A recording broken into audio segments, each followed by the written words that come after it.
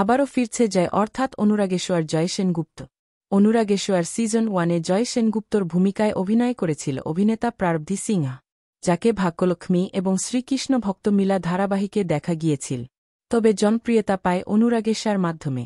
প্রায় 3.5 বছর ধরে একই ধারাবাহিকে অভিনয় করেছেন তিনি। অনুরাগেশ চলাকালীন তাকে আরও কোনো ধারাবাহিকে দেখা যায়নি। অনুরাগের প্রায় 3.5 বছর ধরে সম্প্রচার হওয়ার পর সম্প্রতি শেষ হয়ে গেল। মানে প্রথম সিজন শেষ হয়ে নতুন সিজন শুরু হয়েছে। প্রথম সিজন শেষ হওয়ার পর বাদ পড়েছে জয় সহ সেনগুপ্ত পরিবারের সকল মেম্বার। জয়, উর্মি, সূর্য, সোনারূপা সবাই বাদ পড়েছে। অ্যাড হয়েছে নতুন নতুন চরিত্র।